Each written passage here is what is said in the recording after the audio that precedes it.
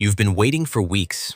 It's Friday night, November 13th, 2015. You are in Paris, the city of light, and the weekend has just started. The air has that sharp, crisp autumn chill to it. You get off work, you get dressed, and you head out into the 11th arrondissement. The streets are alive.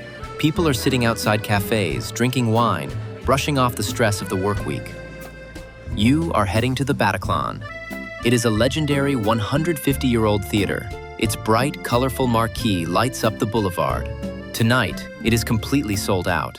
You show your ticket, push through the heavy doors, and step into the venue.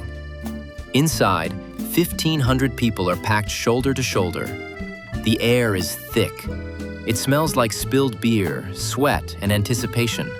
You are here to see the Eagles of Death Metal, an American rock band, and the energy in the room is electric. You make your way upstairs and find a great spot in the second-floor balcony section. The house lights drop. The crowd roars. The guitars kick in, and the floor literally vibrates under your boots. It is loud. It is joyful. You are surrounded by people just like you, screaming the lyrics, dancing, completely lost in the music. You are having an amazing night. It's the exact night of fun you expected to have. You don't know it yet, but in a few hours, you are going to be a survivor in the middle of the history books, because right now, just a few miles away, the world outside those doors is collapsing. Bombs are detonating outside the National Soccer Stadium. Men with rifles are stepping out of black cars and firing into crowded restaurants. The city of Paris is under a coordinated siege, but inside the thick, soundproof walls of the concert hall, nobody knows. To you, it's just a rock show. It is 9:40 p.m. The band is in the middle of a song. The drums are pounding. The crowd is swaying. And then, out of nowhere, at first, you don't understand it. Your brain tries to rationalize the noise. You think it might be part of the show. A blown amplifier? Pyrotechnics? Someone throwing firecrackers? You keep dancing.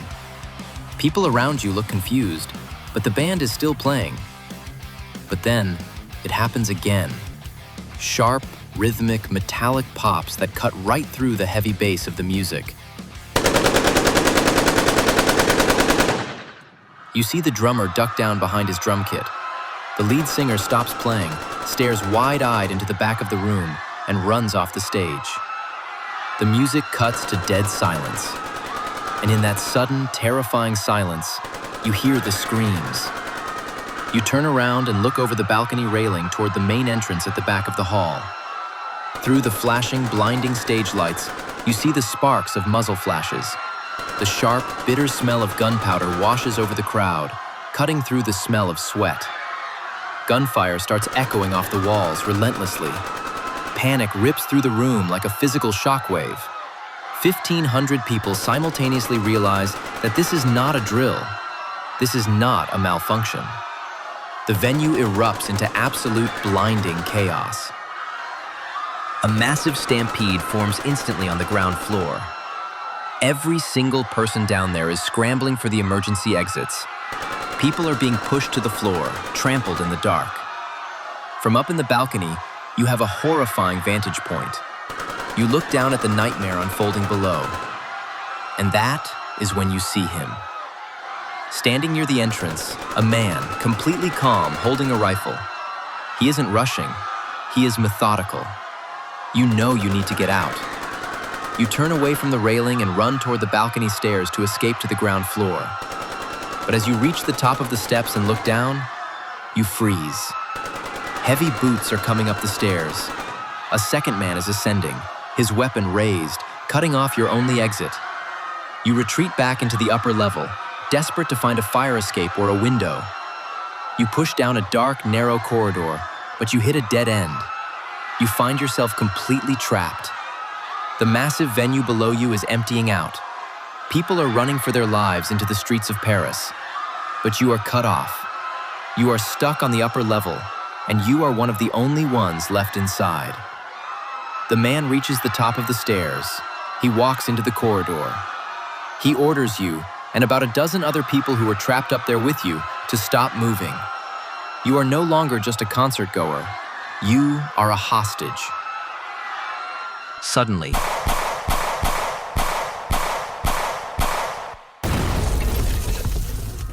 a heavy barrage of gunshots rings out from downstairs, followed by a massive explosion that shakes the floorboards beneath your feet.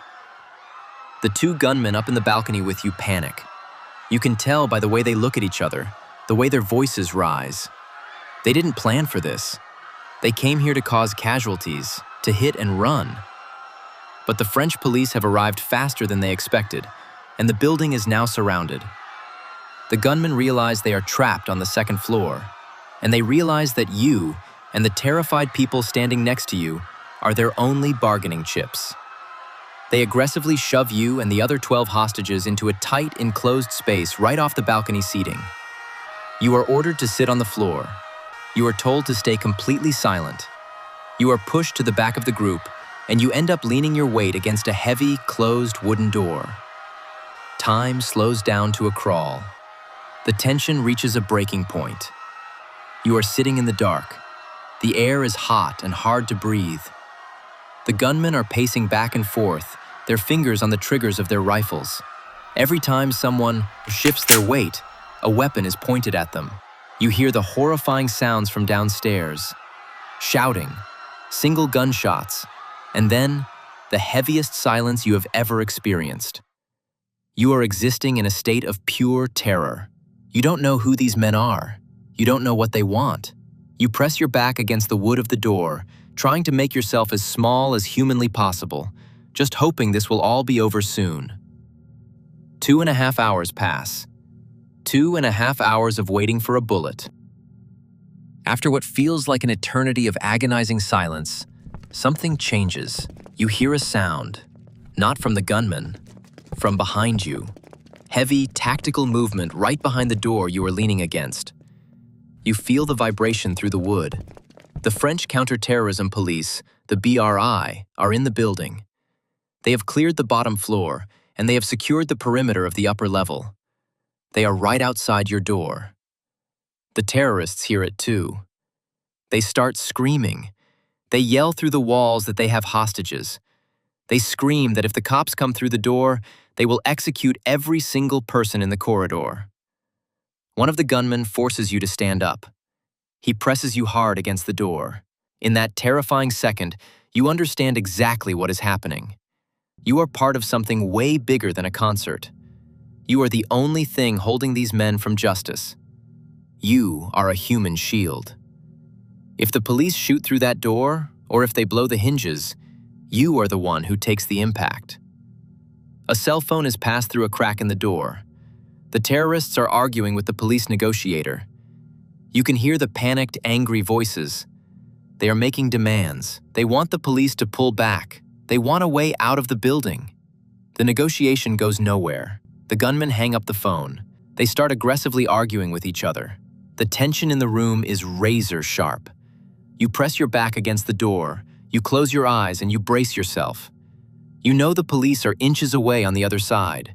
You know a breach is coming. You just wait.